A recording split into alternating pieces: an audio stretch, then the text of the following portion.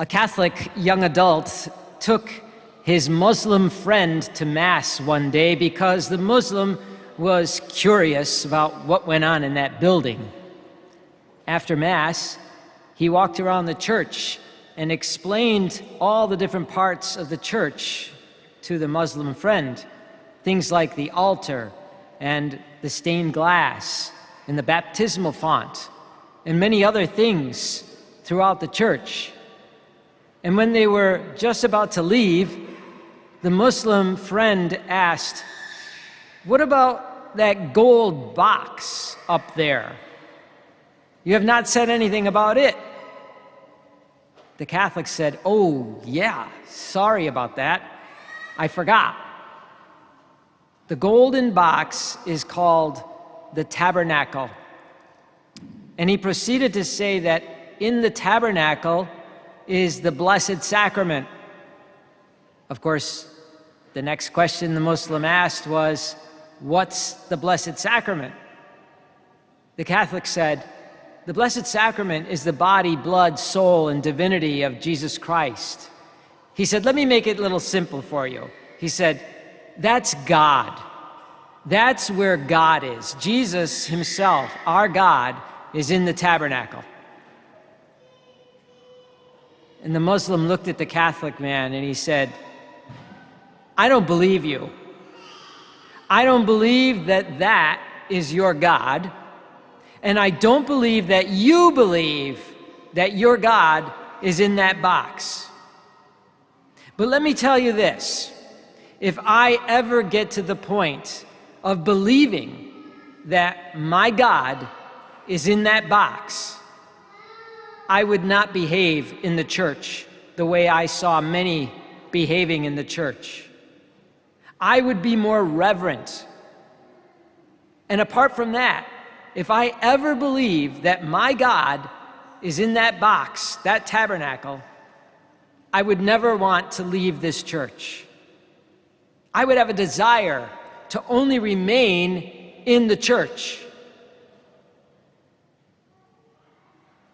You know, that story really gave me something to think about, especially when I read today's gospel, which is pretty familiar to us, right? Jesus asks the question, "Who do people say that the Son of Man is?" And the disciples gave various responses. You know, some say he's one of the prophets, and then they give the names, John the Baptist, Elijah, Jeremiah. But then Jesus turns to them and he says, "What about you? Who do you say that I am?" Then Peter speaks for the apostles. And he says, "You are the Christ, the Son of the living God." And Jesus gives him a thumbs up. But I think it's significant that Jesus asks this question when he's halfway into his public ministry. He's been with all of these people for a while, and yet many of them did not know him. It was Peter who responded for all with the right answer. Why is that? Well, I'm not sure. There are plenty of reasons for that, but what I do want to dwell on is each one of us, who should be very clear about that answer, since we are Christians today, 2,000 years later. If we were asked the same question, would we be able to respond so that people knew, that it was obvious? There are so many people out there in the world who do not know Jesus. They have no idea who Jesus is.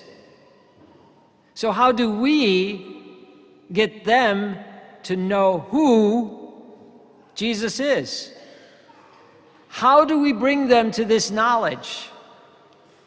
Well, I don't think we think about this enough. But when we come to Mass, We are like missionaries in training. Think about that. Because at the end of Mass, the deacon will say, "Go and announce the gospel of the Lord," or some similar words. But going out to announce the gospel of the Lord, going out to announce Jesus to the world, is not about head knowledge. People get tired of hearing theology preached at them. People are fed up with hearing those moral things all the time. You know, you're wrong if you do this. You're wrong if you do that. You're wrong in this particular aspect or that particular aspect. They're tired of that kind of knowledge that we are imparting.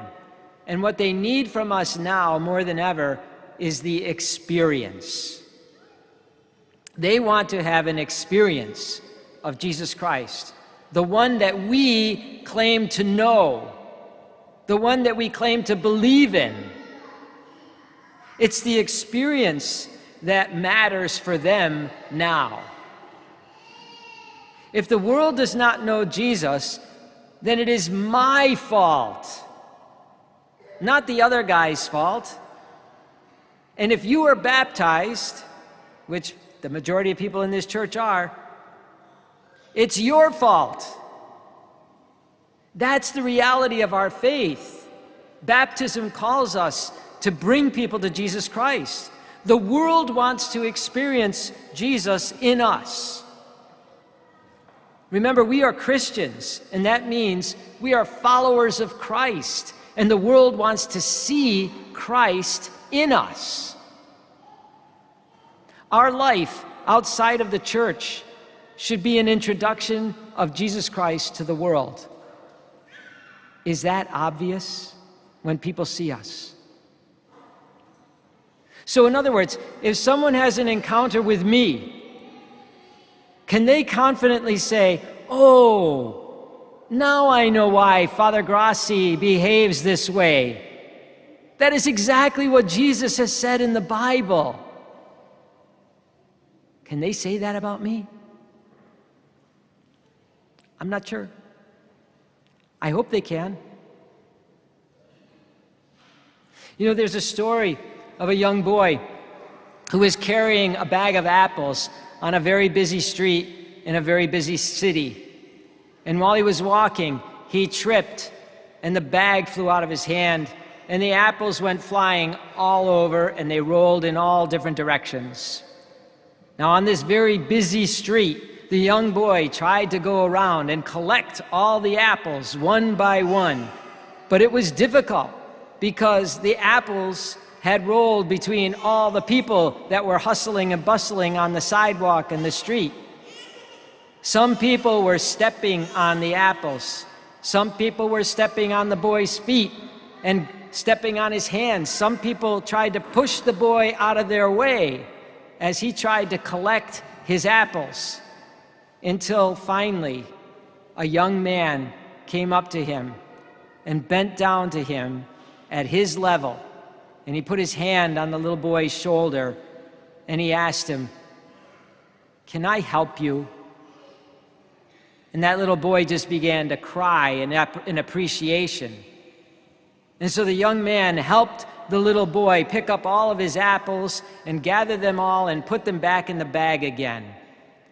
And before the young man could leave, the little boy asked him, "Are you God?" And with that, the young boy threw his fist in the air, because the man responded by saying, "No, I'm not God, but I am a child of God." And that's when the little boy said, "I knew it! You had to be God or related to him."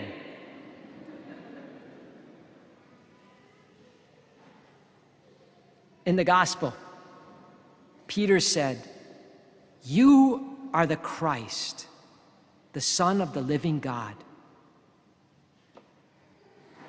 It is our responsibility today to make that obvious in our lives, to show the world Jesus Christ.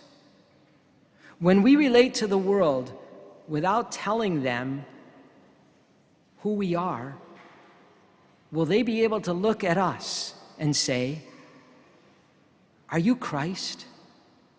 Or, "Are you related to him?"